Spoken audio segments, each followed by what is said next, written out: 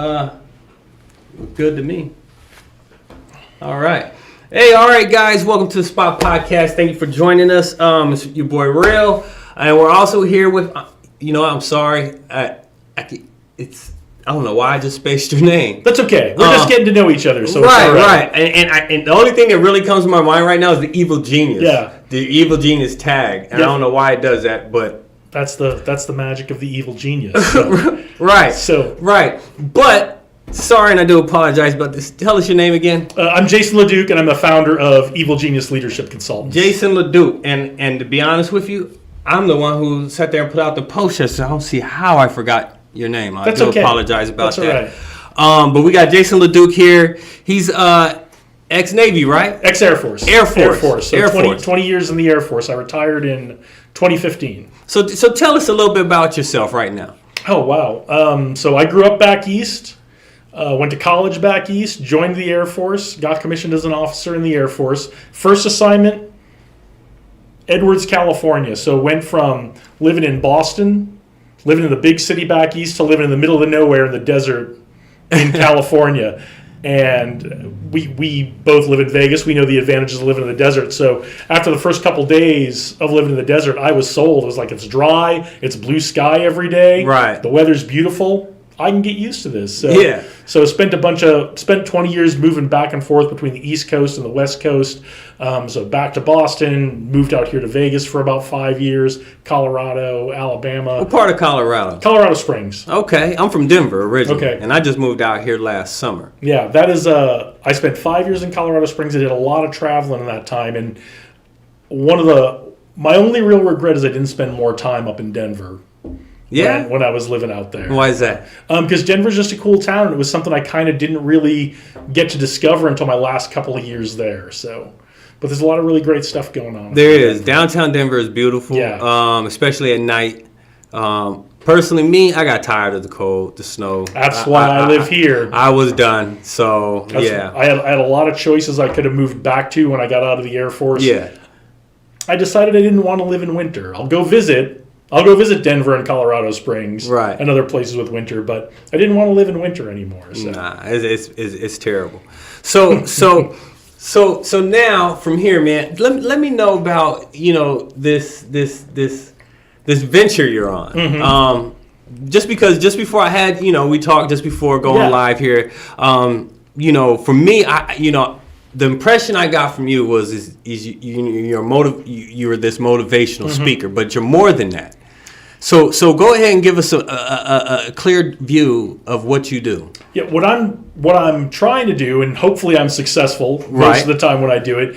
In 20 years in the Air Force, I learned a lot about leading teams, building teams, being a good leader, being a good follower, how all that plays together. My last assignment in the Air Force was actually teaching leadership and strategy at our professional military schools at Maxwell Air Force Base in Alabama. Mm-hmm. And I saw the opportunity. I saw that we do such great training and education in leadership in the military.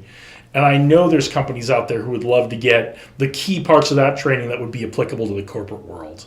And so I wanted to take out what I had learned over 20 years of my career, working on really cool projects all over the world, teaching people in the military how to be good leaders, teaching them how to build teams, and take those teams all over the world to do really important things. I wanted to take that out to businesses of all sizes. So whether they're big, large corporations who want to do training for dozens or hundreds of people, or just a solopreneur who wants to get a little bit of coaching on how to be a good leader and how to hire those first people. So you do personal coaching as well? I do corporate training. I do coaching. I have digital courses and ebooks. I take the information in my mind is so valuable, and I just want to share it with everybody. Gotcha. So it's all the way up from working with C-suite executives and directors and leaders and managers in big corporations, and working with, it could be speaking to a group of 500 people. It could be working with a group of 15 to 20 people in some really interactive, hands-on exercises and training, which is really my sweet spot. That's where I like to be, is that class, that group of 15 to 20 people. Yeah. And we can really dig into stuff and talk about stuff and do some interactive exercises. And right on down to working with one-on-one with someone. It's all the same material. It's all the same lessons. It's just how personal we get when we share them. So give me an example of one of these scenarios you would run. One of these groups you go in. Some of these active.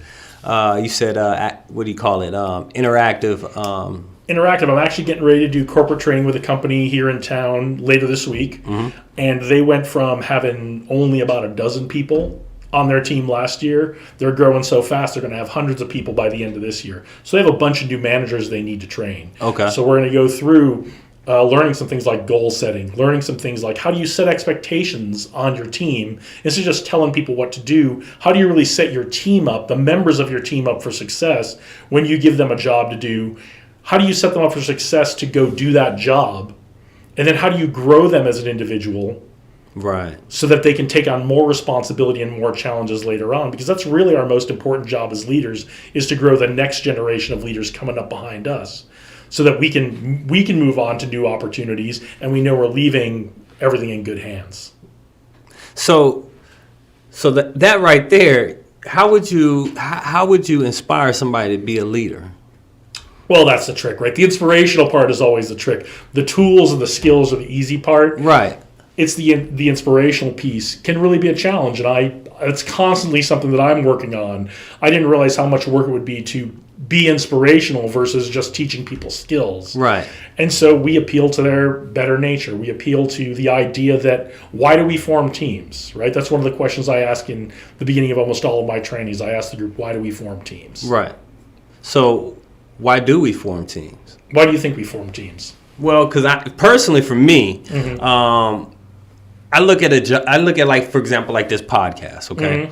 It's more than a one-man job. Yep. You know, there's so much that has to be done. And personally, for me, I can't do it all. You know, you burn yourself out. Yep. So and then on top of that, here's a better example.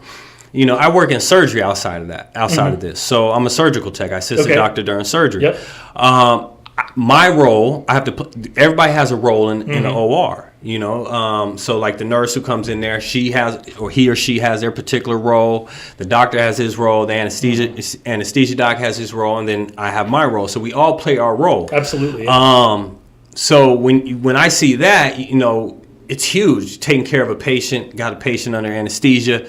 You know, cutting them wide open. I've done from spinal fusions to craniotomies to kidney transplants to God, I've done a lot of different surgeries now that I think about it. But seeing that it's more than one man Right. job. You know, the doctor's not going to be able to, you know, make sure that room stays sterilized or to make sure he gets all these instruments in and out or to make those stay sterilized.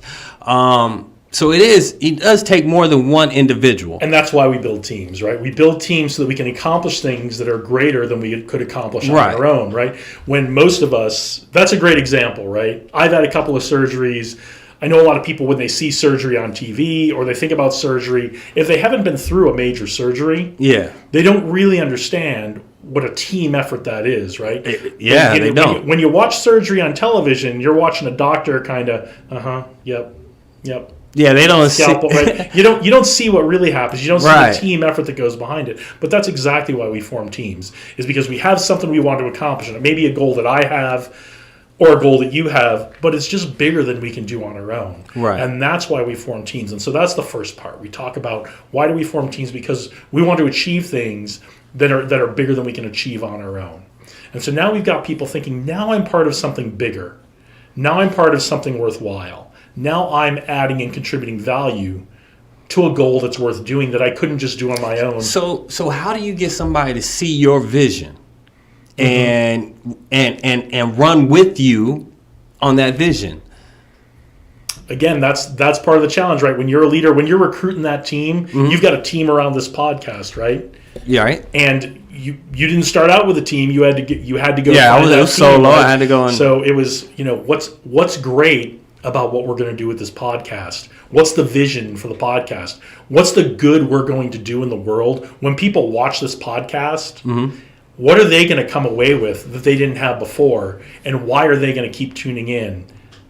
Well, for me, with this podcast, you know, Nikki and myself, our aim is to, like, there's so much there's so many things that people want to become out there that they want to do, but they don't have like either the resources or the information to get them or that direction to get them there. So a lot of times we want to help people to, learn from experiences of like, for example, the ups and downs of them starting a business. Absolutely. What were some of the obstacles that they went through, So we want to see like, and then on top of that, I'm a firm believer that this world is big enough for everybody, and there's more than enough for everybody. Absolutely. Yeah. So like, if somebody sees something, like for example, if somebody sees my podcast and they're like, man, I really like his podcast, I like to start a podcast.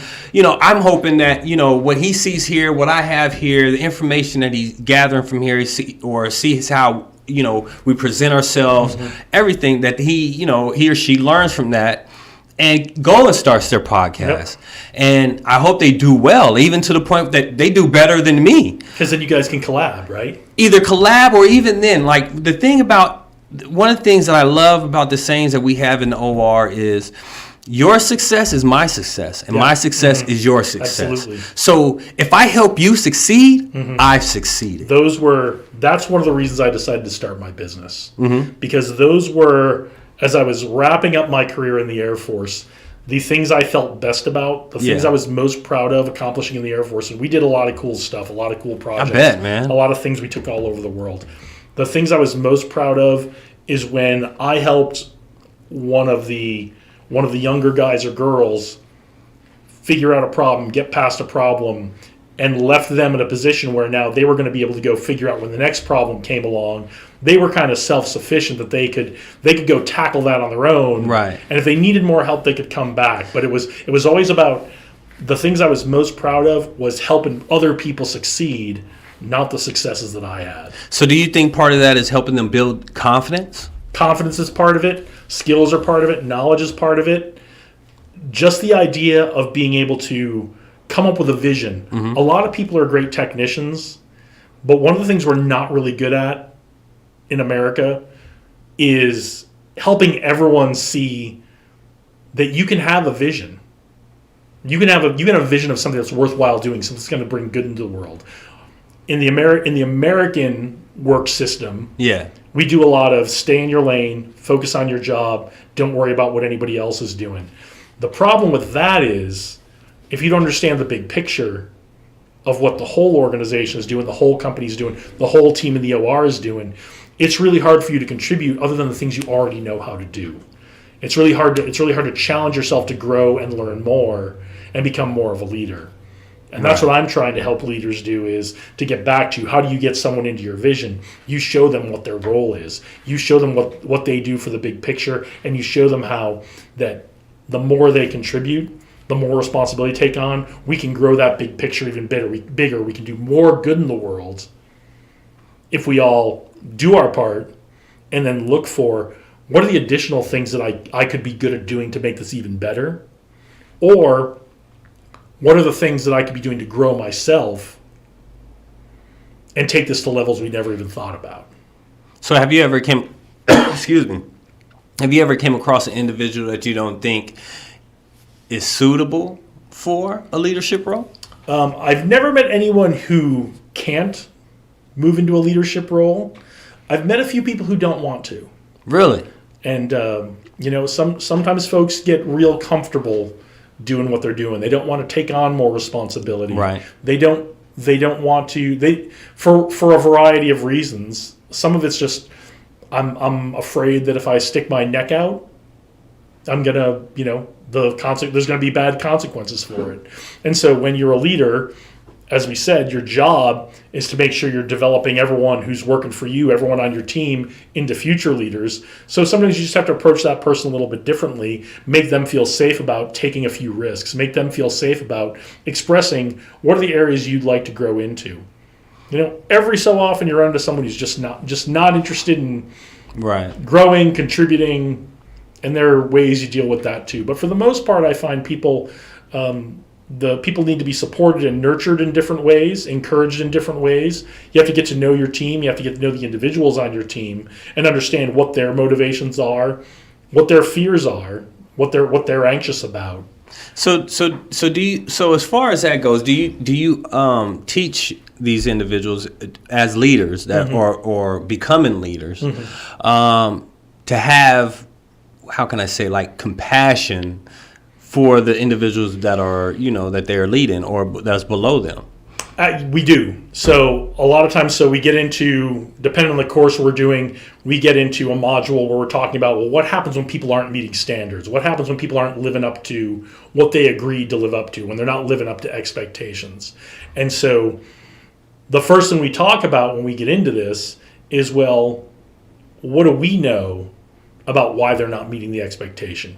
Because it's real easy to say, you're not meeting the expectations, there's going to be some punishment involved. Right. There are a lot of reasons people might not be meeting expectations. One of the things I learned really young in the Air Force was when people are having a hard time at work, it's not always about what's going on at work. Sometimes it's about what's going on at home. And I remember when I first got to Colorado, I had someone working for me, and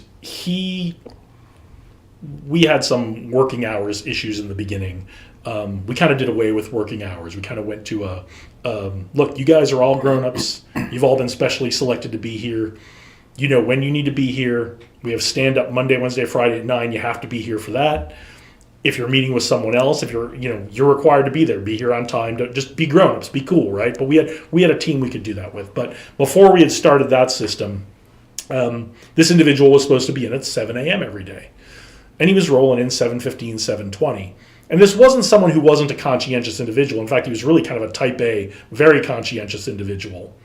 And so it wasn't bothering me that he was coming in late, but it was bothering some of the other folks. You know how you get a group of like, well, we're all here before 7. What's going on with this guy? So I kind of leaned back on some experiences prior of, I don't think this is a work thing. I think this is something going on at home thing. So I sat him down and I said, well, look, this is unlike you to not be here on time. Is there something going on at home that's causing a problem where, you're not able to make it on time? And I expected it was going to be something like, been fighting with the wife, or, we've been up late or whatever, and I've just been oversleeping and that kind of thing. Well, what it turned out was daycare had changed their hours, where he was dropping his kids off every morning. And so daycare used to be open, like officially at 6:30, but someone would be there at 6, and you could kind of drop your kids off before 6:30. Well, something changed, and they weren't opening the doors at daycare to drop kids off until exactly 6:30 a.m. And then he had to drive all the way across town to get to the base to get to work. Yeah. So, we talked about that. It was like, okay, well, this is clearly something outside of your control. Not a huge deal. Your report time is now 7:30. Don't worry about it. Right. So yeah, there are times to show compassion. Some of it depends on what the stakes of what you're having do. This individual wasn't a big deal if he came in and worked 7:30 to 5:30 instead of 7 to 4 or whatever the hours were. But it was a big deal to me that he wasn't stressed out and possibly getting in a car accident trying to get here by 7 in the morning, right? I got you on that one. You want to make sure of his well-being. Right. So let me ask you, what about individuals who are assholes, though? Okay, so there are those assholes. There are individuals who are assholes.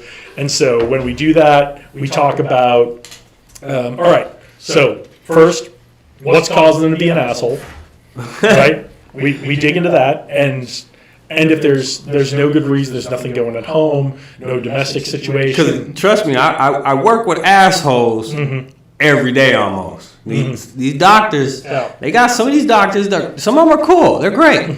But there's some doctors who have some personalities, man. I believe it. Like, whoa. Like, I believe it. Are you serious? That's very condescending all of a sudden. Yeah. Like, where'd that come from? Stuff like that. So, how, and the other thing is the doctor is the one who is the head of the OR. Right. So, again, how would you deal with somebody like that? So if I'm in your position, working in the not OR, me. Not me. So if I'm somewhere above this OR, yeah, right. And so my job would be, I'm sitting this doctor down and reminding him, hey, you're the leader in the OR. We have standards of professionalism. The stakes are really high that you get the most out of your team. We can't have your team checked out because they're upset because they're emotional going into a surgery, right? We got to have everybody firing on all cylinders. We got to make sure everybody's emotionally together. Now, we get into, when the situation's really bad, we get into, do we have to take, in the military what we call disciplinary action, but we're always thinking about, can we rehabilitate the situation, or is this someone who shouldn't be wearing a uniform anymore in the military? And we try not to go that route where that person shouldn't be wearing a uniform anymore unless they've done something criminal or they have a repeated pattern of, we've tried to work with them to rehabilitate them, we've given them additional training, we've given them additional guidance, we've given them additional mentoring. I'm very much a believer in any situation, especially if I'm the leader in the situation. Have I done everything I could do in my role to set this person up for success? Right. Sometimes you objectively say, all right, there's been additional training, there's been additional mentoring, there's been additional corrective action, there's been any number of things to get to trying to rehabilitate that individual, to get them back to meeting standards. So sometimes you just got to say, this isn't working out. We can still be friends, but you can't work here anymore. So what about when you get a company that enables it? When you get a company that enables it, you've got to, well, I shouldn't say it's a different situation. So have you heard of what people are talking about, the Great Resignation? Yeah. The last couple of years, Yeah. I've heard people talk about quiet quitting, Yeah. which is, I'm doing the bare minimum to get my paycheck. And Exactly. right. So when you have a company, when you have an organization that enables that kind of behavior, that's when you start to see people leaving the organization. Okay. That's when you start to see them checking in only to do the bare minimum, and they're checked out the rest of the time. Right. They're disengaged. If you run a for-profit company and you've got employees that are disengaged, you need more employees to get the minimum stuff done. That's starting to cut into your bottom line. I agree with you because I'm a firm believer that a hardworking employee, a happy employee is a hardworking employee. The reason why I ask you these particular questions is because I'm getting to a point. So how what would you say as far as, like, let's say about that saying, money talks, bullshit walks? I agree, right? You know where people's priorities are, but where they spend their time and where they spend their money. Right. But besides, if they spend money, those who are bringing money in. So how would you feel about that? Because even if I'm not spending the money, but let's say I have thousands or millions of dollars flowing in. Well, you're talking about like rainmakers, guys, like sales guys who bring in Something like that, maybe. The 20% of sales guys who bring in the 80% of revenue, right? And let's say those 20% of sales guys are just a bunch of dirtbags who are, And the company's like, consistently harassing people, and yeah, that stuff comes around though, right? it does. So if your sales guys are making a lot of trouble for your support staff, the support staff isn't necessarily going to work that hard to make sure to process their stuff.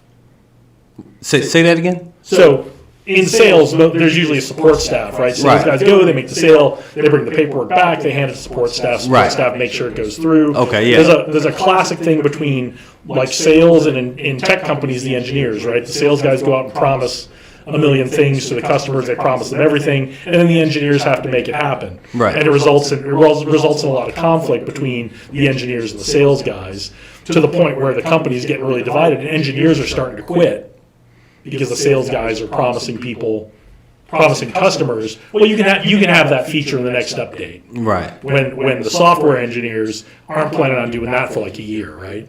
And so now, are you willing to lose your high quality, top talent software engineers over not wanting to have a conversation with the sales guys of saying, look, you can't promise stuff that's not in the software schedule. All right, so I'll give you my scenario. So I work in healthcare. A lot of people don't see what happens behind closed doors. A lot of people don't see, the back end of it. What they do see is the front door. And like, so for example, they see the nurses, and how do the nurses, how do you think nurses are when you have to interact with a nurse? My experience has always been good. Always been good, right? Yep. They're beautiful. Like, man, they're soft-spoken voice. They sound kind. They make sure you're warm. They make sure you're cool. Right, they make sure you're comfortable. They do great. Yeah. They do great, right? And then the doctor, right? You got the doctor. How does the doctor treat you? Again, my experience has been relatively good with that. Right. So they talk to you, you know, man, with great respect. They don't talk condescending to you. They try to make sure you think that you know, they think about, you know, they make sure you think that they think about your well-being. Just in general, in that front door area, it's all gravy, right? It's all beautiful flowers and roses, right? Behind those closed doors, though, it's not like that. No. I am going to say this. I'm very grateful for the facility I'm at right now. I'm at a surgery center, which is, you know, smaller than a hospital, which I've been in them hospitals. But, yeah, that's a hospital. That's where most of my surgeries were in a hospital. I had a couple in a surgery center, and the hospital is a pressure cooker compared to the surgery center. Oh, yeah. But the main thing is none of my coworkers are toxic, really. You know, like literally, like I don't have to deal with just moods and this and that. And it's just like I can go to work, do my job, and go home. You know, and I'm really happy where I'm at right now. But my previous, you know, facilities, it's very toxic, extremely toxic, to the point where I became very depressive. I was suffering from severe depression and ended up, you know, having suicidal thoughts and all that. But what I'm saying is in the hospitals, if the doctor's bringing in the money, they don't give a shit what he's doing. Talk to you however he wants. Okay, we'll talk to him. And if it doesn't change, you'll probably be the one. You'll go, but he won't go. You'll leave on your own. No. They'll make it hard for you. Okay, yeah. So, for example, like I have had one doctor try and get me fired because I didn't know his technique. Well, I've never worked with you. So in order for me to know your technique, I have to work with you, and that takes time. That takes like a month. It takes time to build a relationship. It's not even it's not even the relationship. It's the technique is how he does the surgery. You know, like for example, spinal fusions. There's several different ways to do a spinal fusion. You see what I'm saying? So, you know, whether that be invasive or non-invasive. If I don't know his technique, you know, I have to work with you, and that's going to take months. You know, probably maybe a couple years. But yeah, he tried to get me fired because I didn't know his technique. Well, the hospital couldn't fire me because they were like, well, he's never worked with you. How are we just going to fire him? You know, because he's never worked with you. It's one thing if you sat down, you've done the training, you've done the mentoring, you've done the guidance, and you're not getting it for some reason. And I've had nurses, literally, I walk in the core. We call the core, which is where we keep all our sterile instruments and all that. Walk in the core, I hear this nurse, she's bad-mouthing me to another nurse. And I'm like, what? I ain't even done nothing to this lady. You see what I'm saying? So that kind of toxicness. And this is where it got even more crazy with that situation. I approach her on it. Like, why are you bad-mouthing me to this? Oh, I wasn't. I heard everything you said to so-and-so. Oh. So she runs to the OR manager and tells him, I'm targeting her. How am I targeting you? And you were bad-mouthing me. All I did was approach you about the situation. And so the management, I'm looking at her, and she's sitting here lying, whatnot. And manager just looks at me and just says, oh, well. Yeah. And I'm like, what in the world? We catch her in the lie, and yet it's an oh, well to you? So you see what I'm saying? And then eventually what happened is I ended up putting my 2 weeks in. Didn't have another job lined up. That's like, yo, I'm gone. I can't deal with this. Got with another job, which was University Hospital in Colorado. 6 months after I left that previous hospital, they ended up having a sterile outbreak. So a sterile outbreak is basically somebody was infected with a disease, bacteria, whatever, from contaminated instruments. So basically what I saw come from that is that if you got your staff and you have an extreme toxic environment that way, nobody's going to care about what they're doing. And it's like what you said, they're only going to come and do the bare minimum. And so in the hospitals, they don't change it. And it always starts from the top, which is with the doctors. Because we're in that OR, we're talking to them, we're right next to them, doing everything, but they don't never do anything to docs. It's always, well, he's the one bringing in the money. So what happens is they end up making work hard for you to the point where either A, you leave or they terminate you. But you always end up wanting to leave first. And that's what happens is the number one reason that people leave jobs is toxic culture. Right. It's the number one reason people leave by a long shot.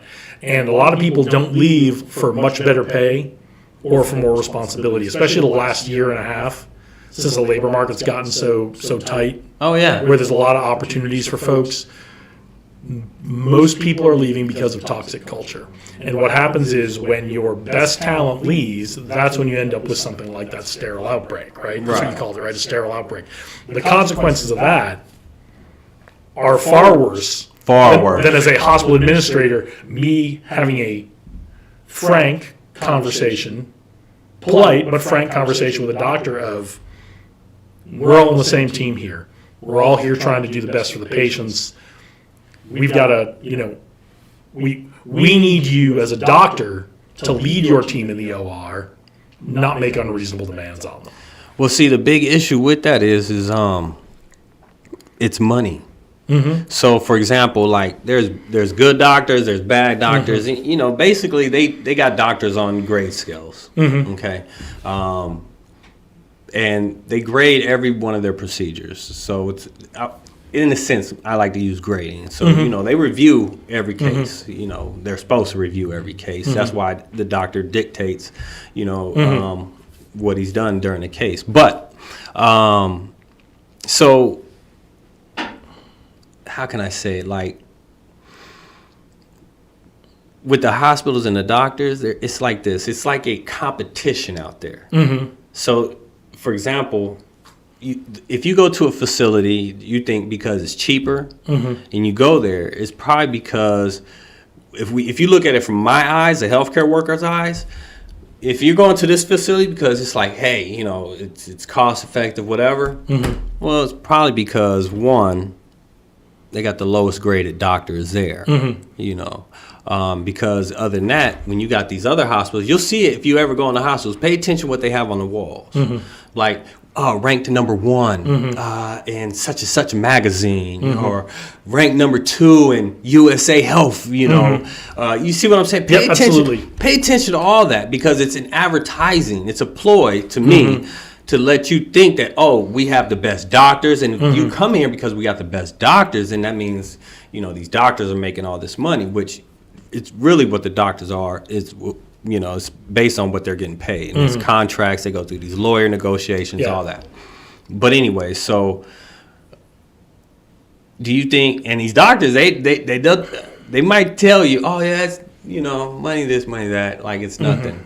But they'll tell behind that door, trust me, they're like, I'm not doing this for anything less than this.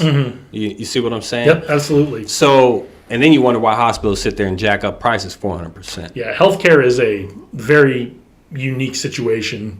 So see why I was excited to bring you in and talk to you, because it's hard. Because I would love to hear how you can fix something like that. Like everybody there, I know. They're there for a good reason. They want to be there for a good reason. We all do what we want to do for a good reason. That's our first intention. Like a cop wants to be, I just want to help people, save lives, and this and that. Doctors like, man, I just want to help people, cure people, this and that. We all do it because we want good intentions. But, it's like what they say when we get out of school. Everything you learned in them books, forget about it. It's healthcare is a weird situation. Part of it is we talk about healthcare as like this free market system, but it's not really a free market system. So there's some underlying economic issues with the healthcare system. It's funny you brought up the free market because honestly, I used to be a dental assistant too for an endodontist specialist. Just all we did was root canals. Yep. And these doctors, they ended up quarreling with each other. And I don't know what it is, why they all come to me and want to talk, but they started spilling the beans.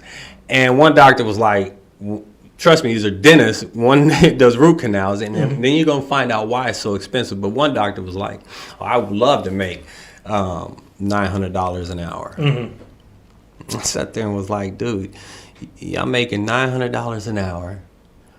Okay, one, I make $13 an hour and I'm on welfare. God, I would like to make, at least something, livable. I'm not looking for 900, but God. But, it just told me then, like, in dental, there is no regulation for as far as pricing goes. Nope. No, it's just doctor feels like he wants to charge you $1,500 for a root canal. You're going to pay $1,500 for a root canal, or your insurance is, or your insurance, and that's where these prices can come from. And so I'm looking at it like, so you basically set the price. You're making more than what the company's already taken in, which also I find weird because if it goes bankrupt, guess who pays for it? Me and you, and you got a big bank account and you can't pay for it yourself. But all right, I understand. But so I sit there and you see he wants to make $900 an hour, and you're going, all right, so this is why these prices are this way. And now we take it to the big leagues, the hospitals. There is no regulation. No, that's not. That free trade, that free market. That is exactly what it is. It's people. I personally feel like people misconstrue free market, and personally, those who are able to be in the free market and profit in the free market, they know the real meaning of what free market is, which is, you know what, my price is this, and I'm gonna tell you it's quality. That's the key piece of what makes it a free market is everybody in the market has the same information. Right, but they're supposed to use it as like, okay, well, in order for me to be in that same market, okay, yours is 500, mine's 300. Right. That's supposed to be free market. You got it, exactly. But it's not being used that way. It's using, mine's 500. Okay, well, I bet I can get them for 600. Let's see how much we can test the waters. So, yeah, in a sense, that free market, us who can't play in those waters misconstrued it. And that's exactly what it is. As consumers of healthcare, we don't have the information of how all the insurance companies, the deals they've made, our insurance company versus another insurance company with your dentist or your doctor, or right. And that's what makes it difficult from a market perspective, is that we as a consumer don't have the clear information to make an educated choice of this dentist versus this dentist. Because our insurance may say, well, you can go to this dentist and your copay is this, but you can't go to this dentist. And that's also... Or you're on your own, right? Right. And, which is the crazy thing, is sometimes you're better off on your own. Yeah. So lots of problems with healthcare. What it comes down to in big organizations is incentive structure. And your doctors have a different incentive. Man, we don't have no incentives. And then, right. So what would give me a good idea of what you think a good incentive structure would be? Oh, for healthcare, I don't have enough knowledge of that industry. Well, not even just for anything, not even healthcare. Because when you say incentive, first thing that comes to my mind is money. Right. If you're going to reward me with money. I don't need no gift cards. I don't want none of that. Right. Put some dollars in my account. Right. And that's where things like profit sharing, equity, those kinds of things. So if you're looking for tangible incentives, those are all things you can do. But the point is, incentives have to be matched to the behavior you want to incentivize. Okay. So if you want doctors to be leaders of their team, mentor their team, guide their team, treat their team better, whatever incentives you have for them have to be tied to that. And maybe doctor pay needs to be tied to team performance, not just the doctor's grade. I can see that. Right. And that's a real generic, let me get out of this question answer to that. I can understand that, but I'll give you one situation before we move out of the healthcare part. That hospital that had the sterile outbreak, they were literally paying the staff double to work with the doctor. It was like, instead of me getting paid $25 an hour, I can get $50 an hour just to work with this jerk. Instead, you guys don't want to sit there and be like, you know what? Yeah. So they gave him an incentive. They had to incentivize the nurses and the techs by paying them double to work with a particular doctor. But that affects the patient. Absolutely. The patient pays for that. The patient or the insurance or some combination thereof. This is why insulin, or not insulin, this is why an IV is like $600 a bag, right? Well, you look at the goddamn doctor. Because the hospital's got to make it up somewhere, right? They do. You're right on that, and it's crazy. But then, too, you look at the which, as far as, pay goes, that could be a whole different conversation, because I would love to probably talk to you about that, like, as far as economics on Hot Topic Thursday or something. Yeah. But because I look at it like, man, as far as pricing and all this go, there's gonna be a breaking point to the point to me where it's either the economy is gonna collapse, or they're gonna have to put a cap on the wealthy, meaning you can't make this amount of money per year, especially with healthcare. There's a reckoning coming with healthcare. It has to. It's broken beyond the point where there's anything you can do from a free market. But I mean, even with everything, even like, let's say, for example, Sony. Your TVs, your gaming consoles, all that is getting to the point where you're like, yo, you guys, the top is making tons of money. Everybody below you's not. And matter of fact, I'll tell you about the conversation I had with this doctor, and it was about economics. And but I have to say this because basically it's never going to fix itself. No, that's the thing about. And I don't mean itself either. I mean it's not even going to ever be fixed ever. And the conversation I had was, this doctor asked me, he came, and again, I don't know why they always want to come and talk to me. Most of them know I have this podcast, but they always... You should have them on the podcast. I ask them to come. I do. Trust me. I'll talk to you, but you have to do it on my show. I should do that to them. That's it. I'm a Incentives. You can talk to me, but you have to do it on my show. I should do that. But this is what they did. They came to me and was like, Brandon, this inflation, this, and they're Republicans, and I'm really not either party, but I do happen to lean more towards Democrats. But, so they're Republicans, so they're real conservative and all this. But he said, Brandon, this inflation, this things. What do you think would fix it? I turned around and was like, well, that's easy, to be honest with you, because really what it boils down to is convenience and greed. You have to put a cap on your pay. Looked at me kind of with a crooked neck. Yep. Like, what do you mean? I was like, well, why do you have a cap on my pay? I can only make between this amount and this amount. Nurses, and even the nurse looked at me crazy because he's a Republican. And I was like, his pay is only between this amount, this amount. You're on a pay scale, yeah. He hits a cap. That's as far as he's going to go. I was like, but everybody above that, there's no cap. No cap at all. So even then, and on top of that, it's a well-known fact, because they've shown it, that the people at the top, they shave the lower man's wages to maximize the bottom line, your take home. I was like, so in order for us to fix this inflation, because the only reason why we have inflation is because there's so much money out there right now, which is what the government was printing this money. Well, that they did that to put in my pocket, the little man's pocket, not yours, and somehow it keeps going to you guys. I was like, so they did that, and that's how inflation happens, because conveniently it's okay for you to keep telling them, I'm going to make this amount, I want this, and I'm going to keep making millions and millions of dollars. You don't have a cap. And then you wonder why inflation happens. And as soon as we sit here and cry about, hey, I need a pay raise now because I can't afford none of this stuff. We get a pay raise, and guess what you turn around and do? Raise the prices. Well, guess what, buddy? We're back at square one. Yep. So where is it that you think we're going to catch up to you? And the doctor looked at me and goes, literally walked up to me, dead ass, walked up to me right here and says, it's never going to happen. And walked off. And that literally told me it's greed and convenience. Yep. Conveniently, you're making this amount. Yeah, you went to school and did this, but doesn't mean you don't need a cap.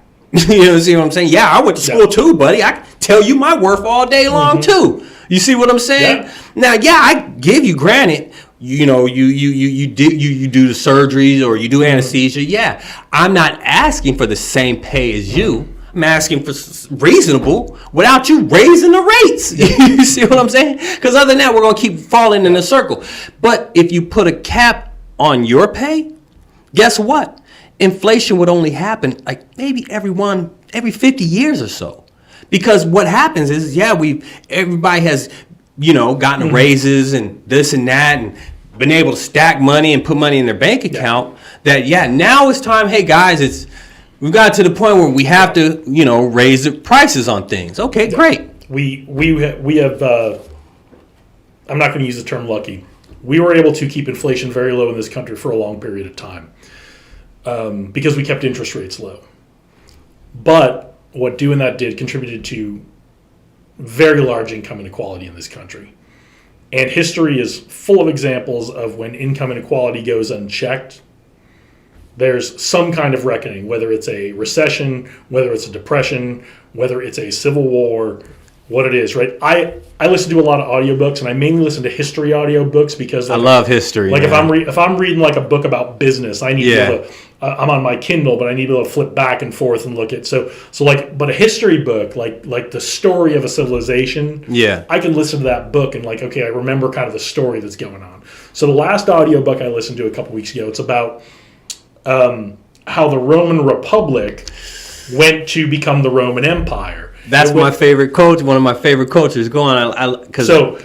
And one of the primary factors over 100 years before Julius Caesar and Augustus Caesar and the shifting of the Republic to the Roman Empire and this dictatorship, one of the key issues 130 years before that was income inequality. And now there was a lot of blame to go around on all the sides of the Roman Republic and people trying to increase their political power, increase their influence. A lot of bad actors involved, but one of the primary issues was income inequality and how little the people who worked the land were getting versus the people who owned the land. And so you can go all the way back thousands of years, and this pattern holds. You're right, and Caesar tried to change that, and that's why he was assassinated by his own people. He was the last of a 130-year tradition of people trying to take the big landed estates and provide some of that land to working folks. Right. And guess what? 130 years they were trying to do that. Caesar was the last one and got stabbed for his efforts. by what? 12 of his... Something like that. By 12 of his people, and the last person to stab him was a family member. Yep. Sad. Yeah. And so you know the story. I know it. Yeah, and trust me, it's great. When you said these history audiobooks you listen to, trust me, I'm huge on history. I love history. Like anything you talk about history, I'm ready to listen. That's me. I love it. History books, and one of the great things I like to talk about too is like the Great Depression. I don't want to say the Great Depression or the Great Recession of 1920s. That's the Depression. Yeah, the Depression. 1929. Yeah, they was jumping out windows, man. Massive income inequality. Massive. And then on top of that, you had those at the top who didn't know how to handle being broke and poor. What were they doing? Deuces. Yep. See you later. Which it goes to say, like I'm, like one of the biggest things that I was hearing in the OR was, and this is a key thing that I constantly hear from Republicans. I really don't care, how they feel about it, but they always talk about, well, why should people make the same amount? Nobody said that. Nobody said that at all. I was like, the thing that's going to make us different is our skill level. Yes, get paid based on your skill level. Yes, I don't expect to get paid what this doctor's getting paid, But at the same time, I don't expect to be struggling. But it'd be nice to get more than a 2% raise every year, right? Well, it'd be nice to keep pace with that inflation. Right. I would like to save up, shit, he can't even do this by himself. You see what I'm saying? So it's like, why is it that we have to struggle? And you're sitting pretty up there, and we're just like, can I get a crumb, brother? Can I get a crumb? Yep. But I will say this. You remember how you brought up the great, or what you call it, the great resignation? Oh, yeah. The Great Resignation. And I was a part of that Great Resignation. Absolutely. my surgery center in Denver, Colorado was shut down as soon as COVID hit. So I was out of a job instantly. I was in a surgery center. We did elective surgeries. So anything elective, that was the end of it. Right. They're only doing emergency surgeries, and those get done in the hospitals. Yep. Couldn't get on with the hospitals because they're not hiring now. Right. So I was out of a job. I was going to be out of a job for a good while. So anyways, I took money out of my 401 and was like, I'm going to relax for a second, take some time off, get my mind right. Then I was like, but I got to also get a job eventually. So I was like, okay, what is hiring, during this time? And I wasn't one of those people that went and applied for unemployment. I didn't even get unemployment during the time. Or all I got was their little funky stimulus check that came in. You're like, okay, that didn't help do nothing. But I ended up getting a job at Walmart. Okay. Now, I won't lie to you. I literally treated Walmart how they treat their employees. So, for example, they offered me $12 an hour. I was like, oh, wow. I don't know what you expect me to do with that, but I'll take it. And so I was like, well, bet. Brandon, I applied for cashier. They came, Brandon, can you go put this on the shelves? No. No. Well, why not? I'm a cashier. I'm not a stocker. I didn't apply to be a stocker. Well, you're under my, my supervision of the day, so you can do no. That's out of my job. That's below. That's above my pay grade. No, they get paid to say no. They offered me that position when I applied here. They told me it gives you more, and they told me the amount. I declined it. Like I'm not doing this manual labor, this hard labor for this $12 an hour. I'm not doing it, guys. They looked at me like, oh, you're one of them, huh? Yeah, I am one of them. So, anyways, I was very like. No, you pay me cheap. I'm gonna give you cheap labor. That's how I look at it.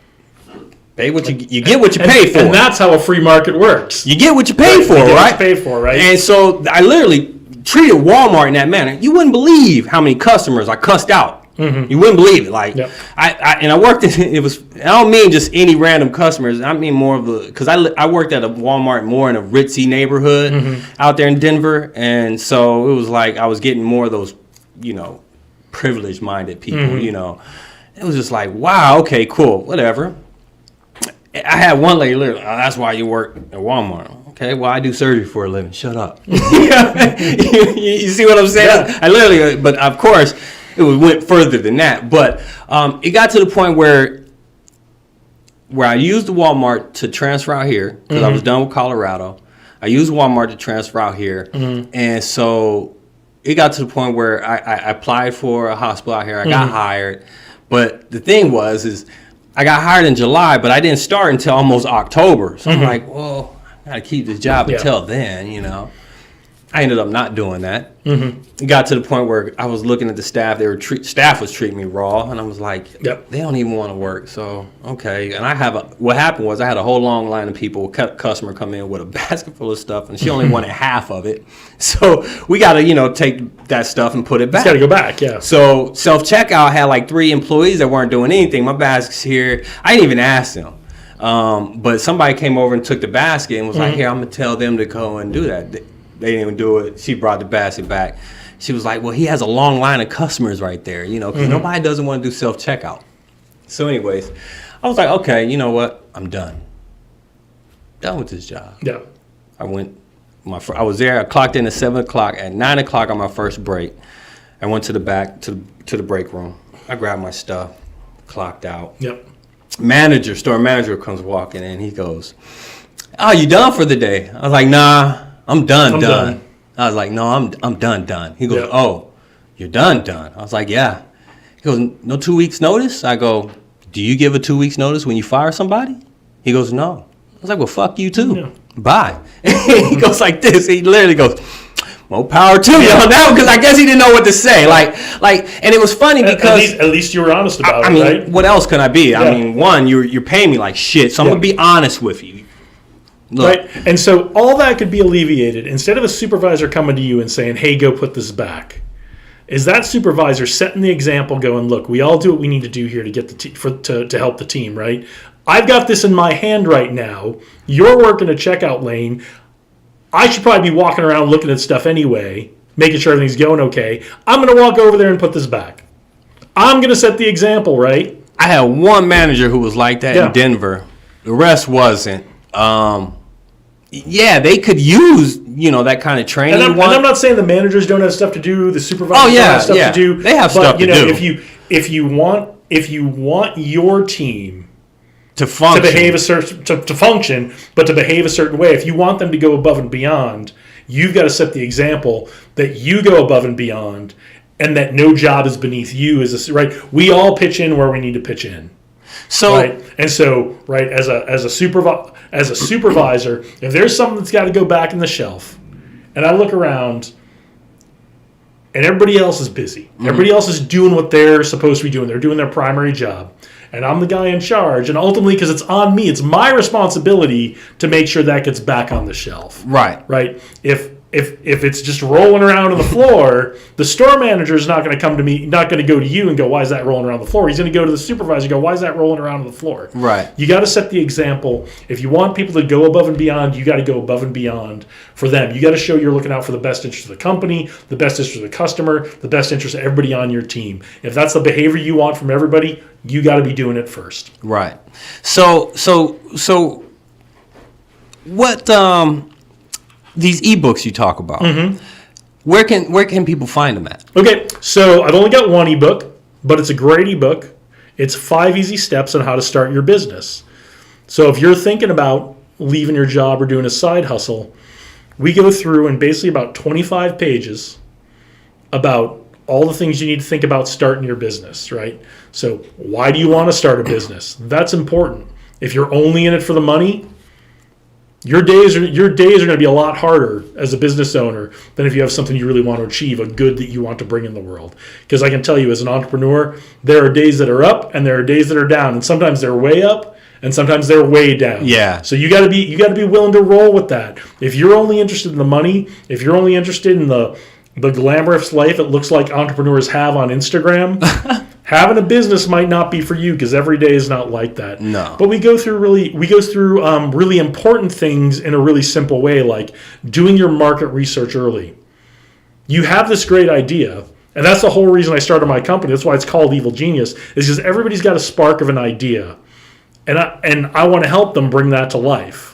That's what Evil Genius Leadership is all about, is helping people bring that spark of a cool idea and making it happen. Because that's what Evil Geniuses do. I love that handle, man. Trust me, I love that handle, Evil Genius. So, but we help people go through some really basic questions about market research. How do you go through and figure out your idea is good? There are very few bad ideas in business. There are a couple, but there are very few bad ones.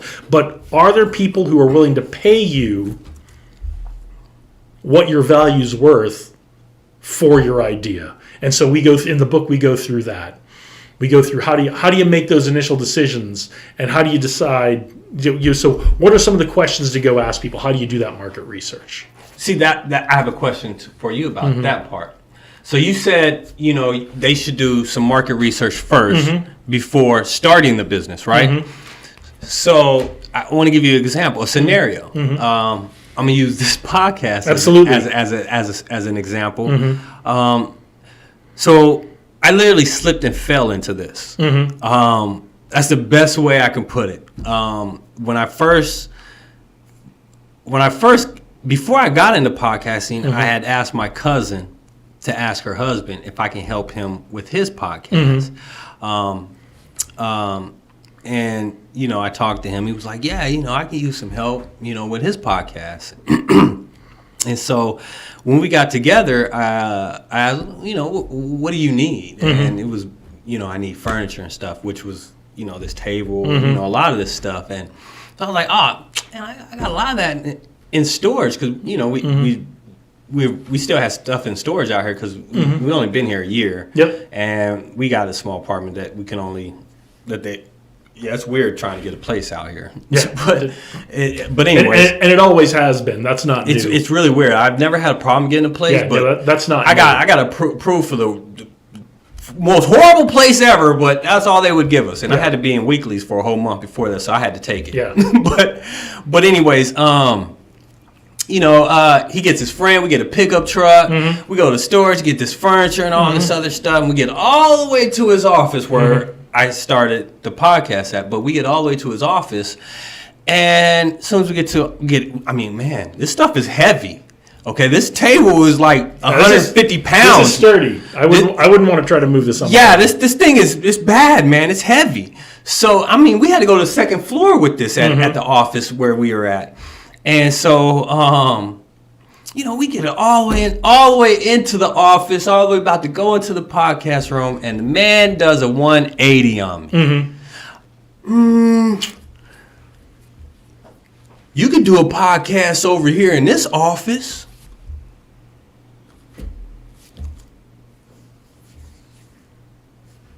I had no idea of doing a podcast. Why would I do a podcast over there when I asked you, can I help you with your podcast?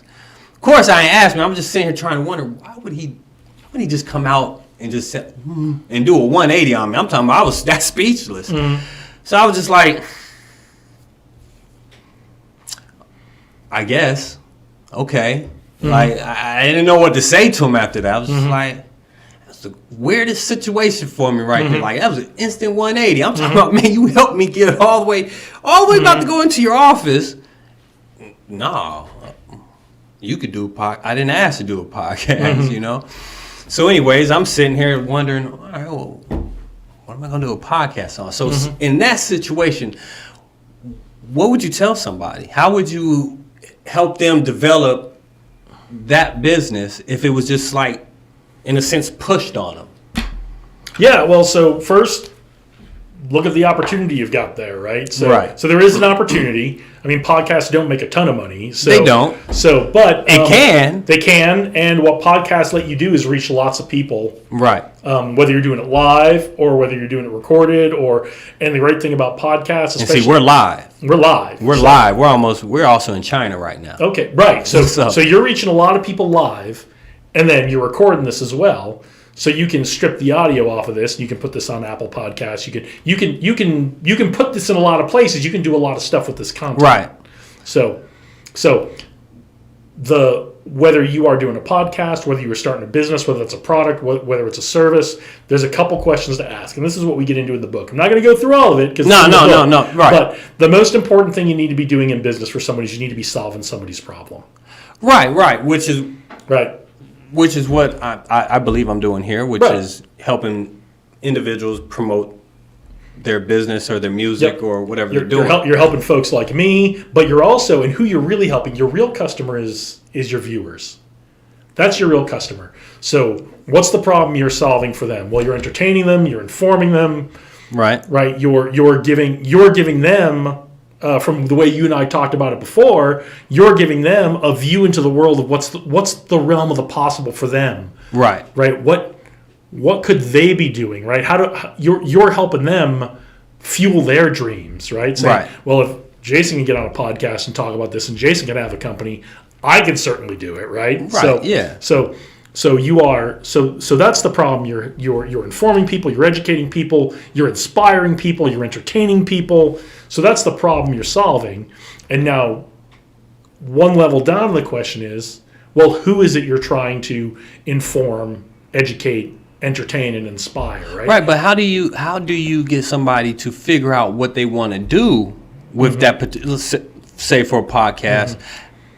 How do you get them to figure out what they want to do, and how do they, market research that? Okay, so most people, when they come up with a business idea or a podcast idea, it comes from some pain point they've already got. I wish this thing existed in the world, right? Mm-hmm. So that's a good point. Right, you're right. You kind of had yours thrown backwards on you of, here you go, you have a podcast now, and you probably said, well, I guess this is what I would like to see in a podcast, right? So that you started with that. This is the podcast I would like to see. Nobody's currently doing it. I guess I will do it, right? Well, at the moment, I was like, I like to talk. I like talking. Mm-hmm. I like talking to people. Okay, how?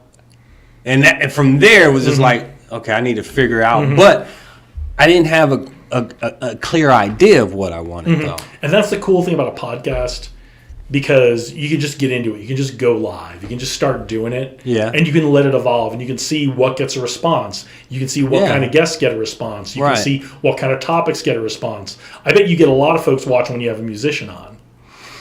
You know, I've had musicians on, but we haven't had them perform. Yeah. Which I want to get there. Yep. Which would be interesting. I would like to see how that how the audience responds. So that's the great thing about a podcast is you can really just start doing it and see who shows up. Right. Right. And then you can double down on, oh yeah, those look like really interesting folks. They look like we're informing, educating, entertaining, inspiring them. They're putting comments on the YouTube feed. They're putting comments on our other social media. That's cool. What are the topics that the audience that already loves us would like to see? Right. And then, there are other people like them, that audience will grow. And then you can get into the whole how do we market it, how do we grow it, how do we scale it kind of thing. But at its core is, you can either, with a podcast, you can just start it and test the waters and see what you get. If you want to be a little more deliberate about it, we live in the greatest city in the world to do focus groups. All you have to do is go a couple miles over there and walk up and down the strip. And if you have a little product you want to sell, you make a little prototype of it, or you just take a clipboard and you go and you ask 100 people, is this something you think is cool? Would you pay money for this? Yeah, it's funny because this is free. It's free. It's free. We live in the best city in the world for this. Other people in other cities struggle with this. They got to go to the mall, which who goes to the mall anymore, right? Right. But you can literally got to go to a very busy area. Get the cross section of every kind of person from all over the world on the strip in a 2 square mile area, and you can get all the feedback you could ever want. It's very diverse. Yep, very diverse. Right, and you can you can collect all the data you want on it with your little clipboard or your phone or your iPad or whatever. But that's the key to every bit of the beginning of every market research. If you have a little fidget spinner, right, you've made a better fidget spinner than the kind they made before, and this solves a problem for you, and you think it'll solve a problem for other people, then all you do is you go find 100 people and ask them, hey, do you think this is cool? Right. Would you pay money for this? Would you pay $9.99 for this? Would you pay $19.99 for this? Would you pay $29.99 for this? And usually you think, honestly, doing that, they're going to say $9.99 usually. Well, I'm thinking. They're going to say the lowest amount. Mm-hmm. So are you going to give them the lowest amount, or are you going Well, you're just doing your market research. You're not selling them anything. Right. But I'm just saying, as far as that research, are you going to throw out the lowest amount, or are you going to throw out some numbers to see what you probably want to do is you don't want to throw out all 3 numbers to everyone you're asking. Yeah. You want to go ask that cross section of people, and you go ask some of them $29.99, $19.99, $9.99. Yeah, be smarter about it than the way I described it. But. Right. No, you did great. You did great, man. But yeah, so you're going to go ask a bunch of people a bunch of questions, right? For a podcast, if you were, what you could do if you could work it out, find yourself a little spot on the sidewalk on the strip, just be doing a live podcast. Just be talking man on the street to people. Maybe you've got somebody following you around with a camera. You've got your lavalier mic or your and you walk around and you just start talking to people. You ask them what they want to talk about. What do they want to listen to in a podcast? Would you talk, Yeah. That's funny. I've never thought about doing that. The greatest focus group in the world is right there on that strip. Here. That's funny. I never thought about doing that, and it's funny because, I'm real comfortable being on the camera here, me and you. Yep. But for some reason, I guess I get nervous. Yep. If I'm in front of a bunch of people, I don't know why I do that, even when I'm on stage. And I've been on stage performing, I've been nervous, but it's weird. It's easier here than it is there. Yeah, this is. But I've never thought about, just go live on the strip. Yep. Ask some random questions. And you don't have to be live without a net there, right? You could just record. Bring one of your guests. Bring one of your guests, and you guys walk up and down the strip or stand on the strip talking. And then, if people start gathering around watching what you're doing, have a microphone. Let them ask the guests some questions. Let them ask you some questions, right? That will give you some feedback on what direction your podcast might take. You're absolutely right on. I like that. So You can do it at UNLV. You can go down. I have a problem. Where is UNLV? It's right here. My God, I probably passed by it so many times, and I literally do not see it. It is so. You know why? Because it's like a city campus, right? So if you drive down Maryland Boulevard, there's like one building that says UNLV on the side that you can really see from the road. But it's all like you'd never know it was UNLV because most I'm used of to it being a campus. Yeah, no, man. it's I went to Boston college University. campus. It's a city. Boston University is a city campus. Like it's just buildings all over the city. See, Denver ain't even like that. Yeah, no, it's so. And I went to New Mexico State University, and that's not even like that. Yep. Albuquerque was. So I have never been to a city campus. Yep. So what you'll find is Maryland is the eastern extent of the UNLV campus. Okay. And there's like an older campus part of it that's a little more green and leafy and looks a little more like traditional college campus as you get up to Maryland and Flamingo. Is that where that silver building is that looks kind of artsy? Mm-hmm. Yep. Okay. Yep. So Maryland west to about Paradise is the UNLV campus. Okay. But you won't see it if you're driving down Flamingo. You'll barely see it if you're driving down Maryland, and you won't see it if you're driving down Tropicana. Wow. What about going down Sahara? Oh no, it's not. It's not up this far. Oh damn. See, I don't even know where it's at. Yeah. I literally thought it was like. See, it's just a couple blocks that way. I haven't even gotten my bearings right out here yet because I still get the downtown mixed up as soon as I go home. Yeah. Like, oh wait a minute, I could have sworn that was over there. Yeah. So I'm still working on that.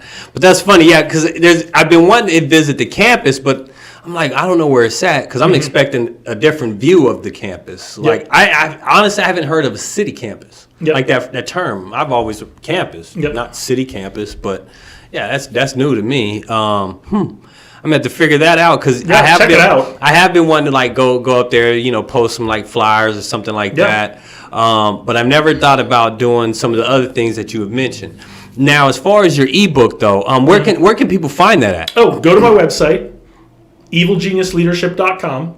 That's simple, guys. I know y'all know how to spell evil genius. Yep. And if you don't want to do that, go to your Instagram, find the post from today, tagging Evil Genius Leadership. Go to my Instagram, and that'll take you to the website, and you can get there. And also, the digital courses, we have a more detailed Start Your Small Business course. We have a very short goal-setting course if you're looking to set some goals and stick with your goals. So we have a couple of digital courses that are through the Thinkific platform, but you get to those through our website, too. Okay. And now, as far as your social medias, go ahead and let them know where they can find you at. It is Evil Genius Leadership on all the social media. So Facebook, LinkedIn, Instagram. I'm not very active on Twitter. It's Evil Genius Lead on Twitter because years ago that was the number of characters you could have. Yeah. So and they changed Twitter a lot too. Yeah. So I'm not real active on Twitter, but I'm real active on Instagram. So find us Evil Genius Leadership on Instagram, real active on LinkedIn. So find us Evil Genius Leadership on LinkedIn, and you can find us on Facebook too, Evil Genius Leadership. And real quick, because I know there's people out there, including myself, how beneficial is it to have LinkedIn? Depends on what you're doing. If you are starting a business that is a B2B business where your business sells to other businesses, LinkedIn can be hugely valuable. Because LinkedIn is the best way to connect to other people who are in business. So if you're I do corporate training for businesses, right? Yeah. I connect with all kinds of companies and people who work for the companies I'm trying to connect with through LinkedIn. Okay. So if you are B2B, LinkedIn is really, really valuable. If your company, your business idea is to sell something to other businesses, definitely get on LinkedIn. If you are business to consumer, B2C, you have a little product or a service that you're selling. Instagram is great. Facebook is still great for that kind of stuff. So, but it never hurts to make a profile and get yourself out there. One of the things I do a lot is when I run into businesses that I'm interested in learning more about, I will go to their social media and check out their profiles to see how legit the business looks. So it does. I do the same thing. It does not hurt to have a LinkedIn profile, even if you are B2C, that talks about the business aspects of your business. And So it's all credibility. See, I have a LinkedIn, but I haven't used it really. I mean, I recently updated it, but I just haven't used it. I guess I just haven't found the point of it, the benefit of it. Yeah, it's great if you are trying to connect to other professionals, whether it's in your industry or other industries. Absolutely great for that. If you're just trying to connect and make friends, or looking for customers for your product that you make or your service that you offer, you're probably better off with Facebook and Instagram right now. But Right. that's some of the things you can figure out. LinkedIn's been really good to me, so I use it a lot. So there you go, guys, on that part of it. If you didn't understand LinkedIn like I didn't, now you got a better understanding of it. It's more or less for business to business, as he's saying. You can do business to customer, customer to business, right? B2C, business to customer. Business customer. To consumer. Could they go customer to business? I mean, no, they couldn't. Yeah, it could be C to B. It doesn't matter. It's all relationships. I guess I was just throwing. Yeah, it's right. all relationships. It's just all relationships. But now you have a better understanding of LinkedIn. Also, make sure y'all check out his ebooks there. To be honest with you, I reached out to him because there's things that in the future I want to learn from him. I want to pick his brain, and all that. So, but also as far as not your ebooks, but events. Do you have any events coming up? I don't have anything coming up right now. I'm working on a couple things. We were shooting for October, but I don't think it's going to happen in October. I think we're going to try to get a happy hour with a couple of speakers and maybe a panel talking about business in the Valley, different aspects of business. Maybe get someone who's in marketing to talk about some marketing tips. Basically answer people's questions in a panel format or in a guest speaker format, and just kind of a fun come to happy hour, hang out, have a couple drinks, and get to know some people, mingle and learn kind of thing. So stay tuned for that. That's probably something we're going to do later in the year or after the first of the year. There you go, guys. And then also, you said you mostly do like. I want to say like business gigs. Yeah, so mostly what I'm working on is doing corporate training with businesses. But like I said at the top of this, everything I teach in corporate training to businesses and groups and teams, it's all stuff I can teach one-on-one. In fact, I have a couple of clients right now I'm doing one-on-one training with their founding small companies. They're just getting started, and we're working on building up, how do they build their business to succeed, make money, and scale? Yeah. And how do they build the team around them to help that scaling go? Because if you're doing it all by yourself, right off we start off, why do we build teams to do something bigger than we can accomplish on our own? Right. So, and not just do we talk about the importance of building a team, we figure out who are the right people to get on your team, and we work on how do you go about hiring them. So, right, because that matters. You don't want somebody who's just coming for a paycheck. Right. Because they don't see the vision you see. Right. And no one's ever going to, as a business owner, no one's ever going to care about your business as much as you do as the owner or the founder. Right. But you can find great people who buy into what you're doing, understand why what you're doing is bringing good into the world. Yeah. Yeah, you can. And they'll come on your team for that reason. I mean, that's part of the reason why I'm in healthcare. Is because I buy into. At first, I wanted to be a doctor, but I didn't follow that path. It's a lot of work. It is, but I wanted to be there, and I didn't have the right guidance, and young and dumb and all that.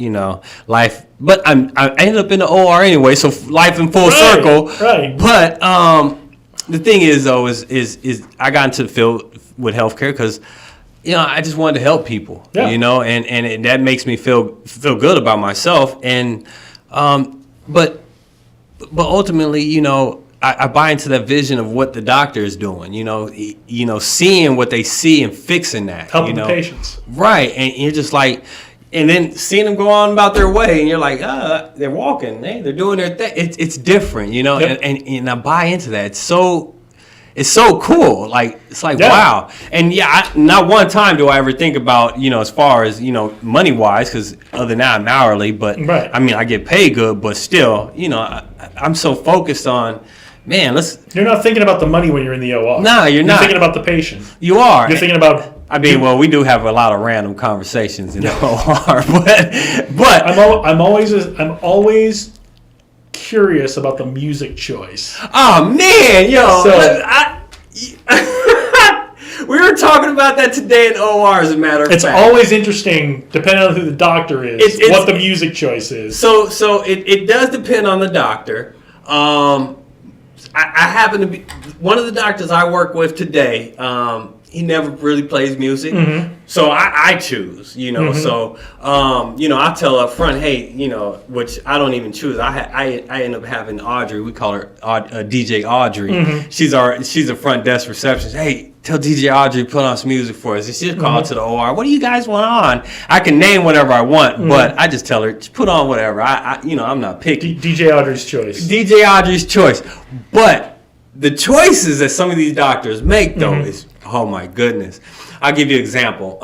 When I was in Colorado, I worked with a doctor. All we did was laparoscopic surgery. Okay, mostly was gastric laparoscopic. So we was either doing gastric hernias, you know, stuff like that dealt with your lungs or your stomach, something, you know, and hernias. So, anyways, and he was from India. Had a deep accent from India. Okay, but his choice of music was nothing but hardcore gangster rap music. Nice. And he's an older gentleman too. I'm 43. And this was music that I grew up with as a kid, and he's older than me. So yeah, he would come in there and trust me, and this was funny. Like, okay, I'm half black and white, and I grew up in bad neighborhoods. I've been most of my black side of my family. So anyway, so when we're in the OR and he's like, he throws out the N words and like all the white people in the room, their heads just pop up like did you just hear what I heard? And he's just going at it. It's always interesting when you wake up. You know, if you're in a surgery, mine where they would put me under and then bring me back up for the remainder of the surgery. Oh, you're not gonna remember that. What? You're not gonna remember that. What? You know, from the only thing you remember is I remember the music that was on when I woke up. And I always think that was not the, you know, because you meet the doctor, you meet the anesthesiologist. Yeah, this is not the music I was expecting to be playing when I woke up. Yeah. That is funny, you know. And then I've had doctors where, oh man, they're playing the worst music that they should be playing ever. Yeah. And it's classical Mozart or something, and we're like, dude, you seriously gonna play this music while we're doing a vitrectomy? And a vitrectomy is an eye surgery. So that's what I had. We're in the dark. Yeah. I'm sitting here. I'm barely working as it is. All I do is every now and then push a button on this machine. You're gonna play classical music. Yeah, I'm gonna fall asleep. Got to think about the team. Man, but even then though, the vitrectomies. Golly, those are hard, man. They're so hard because we're in the dark, and I'm literally doing nothing for an hour and a half. Yep. There's been a few times the doctor like, Brandon, yes. What? You turn that up a bit. You got a foot pedal. God. Seriously, man, I do that, yo. Like, God, these are the hardest surgeries, and you play the worst music, man. And we got to talk about music choice for next time. We're not going to change it now in the middle, but yeah, we got before next time. We got to talk about this. Yeah, the music choices are great, but it's always interesting when you wake up. To me, it was almost always a surprise what was on when I woke up. So. It's funny. A lot of patients, a lot of them don't even wake up good enough in the OR where you're like, man, just take them out. We got to get flipping because this is like a factory. You got to get moving. Yeah. it is like a factory. It's a factory. We got to get the next patient in here, which is crazy because, man, if I'm doing eye surgeries, I can knock out probably 15 of those in a day. If we're doing 30, 45 minutes top. Well, if we're doing cataracts, that's 15 minutes. Yeah. I literally was working with one doctor. We knocked out. Most we did was 19 in one day. I was like, golly, that was hard, man, because I'm doing all the flipping. You're not doing anything, man. The doctor's chilling. He comes in when we're done. It was something else, but it's a factor, and you can then again imagine how much money's going through there. So that's another one of the things where I go, man, like with businesses, when you got that much kind of money in there, it's one of the things where it's like, I don't care. It doesn't matter how bad they're treating you. Just get the job done. Yeah, whatever. You're gonna get it half done, but Yeah, it's crazy. But no, I do love the fact that, with the music choice. But other than that, back to topic. To be about ready to shut it down, we're going almost hour and a half. Wow. Right. I would do this all day. This is what I do. Hey, it's fun, right? If I weren't running a business, I would just have these conversations all day. Man, trust me, I love doing this. I would love to actually make this a living, to be honest with you, just because I love talking to people. And again, we can have you on the show again. Come back anytime. Let me know. I know another thing too is again, I'm working on trying to fill up other days of the week with stuff, but I only do this really at night because that's really the only time I got time. Can't do it during the day. I'm in surgery. Well, you got to go to your audience and go, hey, if you want a podcast, I got a studio. Yeah, but there's a problem with that. I'm nervous with them and my touching my equipment. Especially the heart and soul, the PC. I don't know if I want. We'll talk after. Yeah, I'm like, man, I don't know if I want you touching my PC. There's ways. There's a way to do this. Oh, okay. See, yeah, that's because this stuff is expensive, man. No, I get it, and I get it 100%. Yeah, that's the only thing I'm scared about. I get it 100%. Is the heart. I mean, we can mess up the mics, the monitor, the all this. That heart. Yep. No, I gotcha. And I got another big piece of equipment coming in here pretty soon. That because I'm also I decided I used to do music myself, and so I was like, well, since I had a real bad echo in here before I put this up. Yeah, I bet it was way worse than this. I still have a little bit of echo in here because it's coming from this side of the area. It's this corner right here. It is. I kind of hear a little over, You guys can't see their bare white walls. Yeah, you can't see that. You see a little bit over there, but I haven't finished putting up my stuff. I ran out of some of it. And there's a real jagged corner there too that's making the sound. Oh man. But anyways, though, I forgot what I was saying. Darn it. Well, we're gonna wrap it up. We're gonna talk about after we wrap it up. You and I are gonna talk about. I got some ideas on how we could do that. Make a go of this. We could do that. I'm always willing to talk and help out others and whatnot. I love it. That's what I was talking about. I used to do music, and so I looked at it like, well, since I'm putting up sound foam, I certain days, music studio, because I used to do music along the right lines, and this equipment that I bought, which is a mixer, because I don't do anything. I don't like programs too much. You don't like software? Yeah, I'm not. It's different. I only mess with certain programs, but other than that, give me the equipment, because it's a different sound. It's a different feel. Exactly, it is. And I honestly, for me, I kind of look at it more like you get better quality, because there's a little, I don't know, it's just different. You definitely get a much more 80s Rick Rubin sound when you do it with hardware than when you do it with software.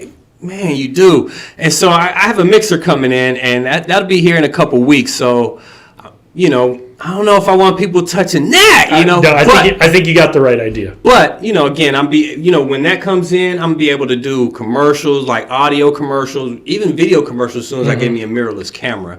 That's on my list of purchases, but those are expensive too. But, I want to do, that's why I'm turning that whole wall green. Yep, makes sense. Whole area so we can shine the cameras that way. But even then, we could do commercials, we could do sound bits, whatever. I just wanted to, and I'm looking at it like, dang, I can't believe I'm able to do this all in one room. Yep. And then when I look at it like, well, dang, that's all they're doing elsewhere. It's really in one room, and they just have a separate room for the studio where people play in, Yep. And here goes all the big equipment in here. So, but still and yet, I was like, yeah, I'm branching out and doing more. So it's growing. We'll see. I'm excited for it. But the funny thing is again, I just slipped and fell into the podcasting, and I ended up liking it. But well, that's the best reason to do it. Exactly. So, but anyways, guys, one more time before we start wrapping it up, shutting it down.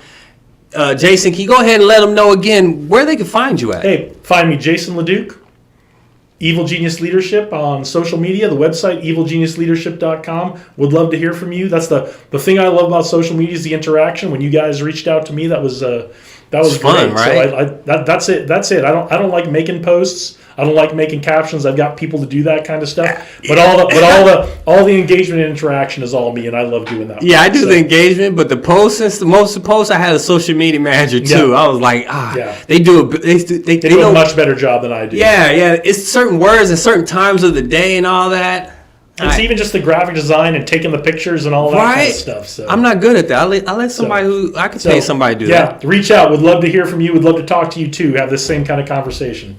And as far as also your ebooks, let them know about your ebooks again. Yeah, ebook 5 easy steps to start your new business. It's on evilgeniusleadership.com. There you go, guys. I was really excited for this interview today.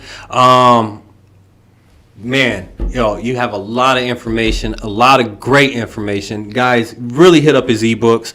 I'm honestly going to go look at them myself. I didn't even know you had ebooks. Yep. Because I go through a lot of the posts itself because I want to see what kind of content and quality stuff that you have. So, but with you though, it was different. So I had to get a more grasp of what exactly you was doing because it was more coming off like that motivational. And I was like, I want him on because he can motivate a lot of people, and I like motivating people. So I hope I did. Yeah, I'm pretty sure you did. I'm pretty sure you did, and they didn't. That's their loss. Yeah. So, but again, guys, hit him up. Jason LeDuc, Evil Genius Leadership. Make sure you guys check him out. I really think it's worth your time, especially if you're thinking about starting a business. And the main thing is possibly reaching out to him to get coaching as far as being a leader. We all can improve. I work with people who got money and they need a lot of improvement. And it's hard working with some of these individuals who I work with. So if you don't want to be somebody who is going to be talked about when the door is shut, your employees are disgruntled and throwing out personal information that you got there at your business, be a better leader.